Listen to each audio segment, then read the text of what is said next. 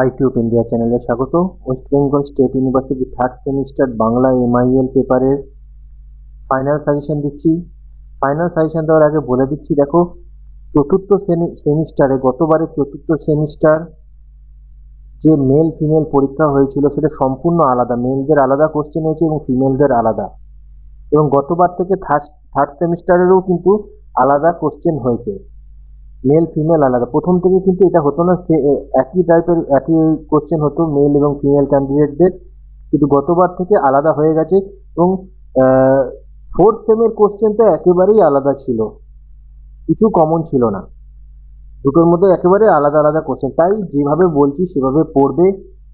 যে সাজেশনটা দিয়েছি তার মধ্যে সব থেকে গুরুত্বপূর্ণ কোশ্চেনগুলো বলে দেবো, এবং মেলদের জন্য যদি কোনো কোশ্চেন আলাদা হয়ে থাকে সেটাও বলে দেবো, ফিমেলদেরটাও আলাদা বলবো। তো শুধু স্টার দেওয়া যেটা আছে সেটা মেল ফিমেল দুজনেরই। এবার প্রথম কোশ্চেনটা দেখো, বাংলা গদ্য সাহিত্যের বিকাশে শ্রীরামপুর খ্রিস্টান মিশনের ভূমিকা সম্বন্ধে আলোচনা করো।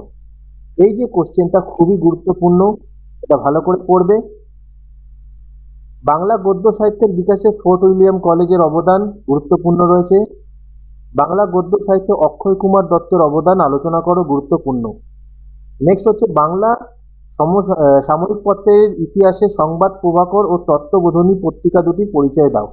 এবার ব্যাপার হলো, সংবাদ প্রভাকর যতদূর সম্ভব ফিমেল ক্যান্ডিডেটদের এসেছিল, কিন্তু মেলরা এটা পড়ে রাখবে, তবে ফিমেলদের এটা পড়ে রাখবে তত্ত্ববোধনী, এটা কিন্তু আসেনি। তাই এই কোশ্চেনটা অবশ্যই মেল ফিমেল উভয় ক্যান্ডিডেটই পড়ে রাখবে। পরের গুরুত্বপূর্ণ, দেখো গুরুত্বপূর্ণ সবই রয়েছে, তার মধ্যে থেকেও যেটা এক্সট্রা রয়েছে সেইগুলো আমি অতি গুরুত্বপূর্ণ রয়েছে সেটা আমি বলে দিচ্ছি। এবার একটা, তাহলে এই কোশ্চেনটা গুরুত্বপূর্ণ রইল। এই কোশ্চেনটা এটা 1, 2, 3 এবং 4, এই পরপর চারটে, 5, 6, 7 অতটা না। প্রথম প্যাচার নকশা খুবই গুরুত্বপূর্ণ, এখান থেকে কমন পায়, একটু টাফ হলেও একটু কোশ্চেনগুলো যদি সব যেগুলো দিচ্ছি সেগুলো যদি পড়ে রাখো তাহলে অবশ্যই কমন পাবে। প্রথম প্যাচার নকশা গ্রন্থের লেখক কালীপ্রসন্নের সঙ্গে দুর্গা উৎসবের যে পরিচয় দিয়েছেন সেটা নিজের ভাষায় লেখো, খুবই গুরুত্বপূর্ণ।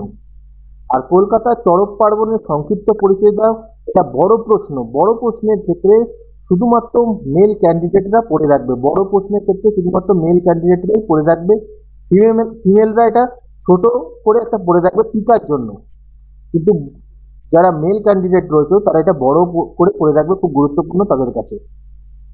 নেক্সট কোশ্চেন হচ্ছে, হুতম প্যাচার নকশা গ্রন্থের ভাষারীতি সম্পর্কে আলোচনা করো, শুধুমাত্র ফিমেল ক্যান্ডিডেটরা পড়ে রাখবে।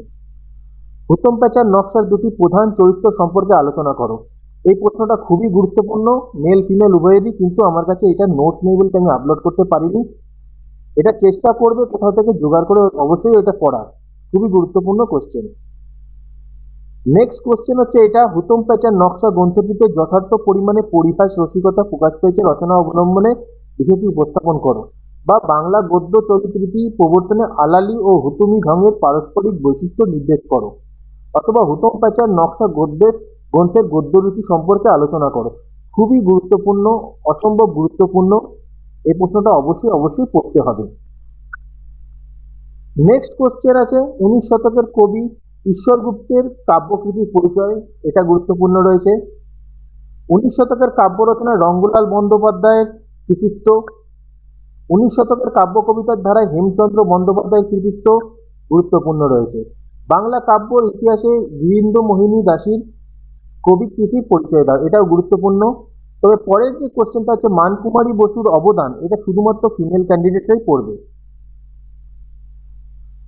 পরের ইউনিট থেকে পড়বে, সনেটের সংজ্ঞা ও বৈশিষ্ট্য উল্লেখ করে বঙ্গভাষা কবিতাটি সনেট হিসাবে সার্থকতা, এটা গুরুত্বপূর্ণ রয়েছে।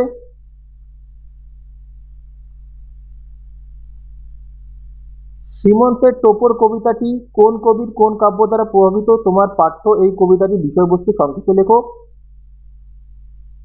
কমনে কামিনী, এটা সনেটের মূল ভাববস্তু, শুধুমাত্র মেল ক্যান্ডিডেটরা পড়ে রাখবে, শুধুমাত্র মেল ক্যান্ডিডেটরা পড়ে রাখবে।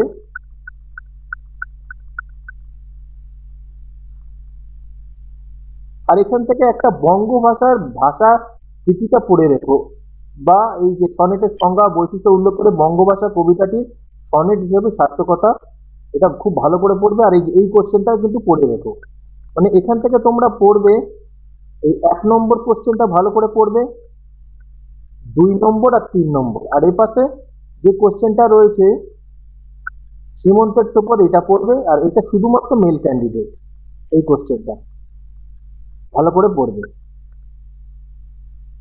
5 নম্বরের জন্য পড়বে কমলাকান্তের দপ্তর, বিদ্যোৎসাহিনী সভা, কলিকাতা চড়ক পার্বণ। আমি আগেও বলেছি চড়ক পার্বণটা ছোট প্রশ্ন হিসেবে সবাইকে পড়তে হবে।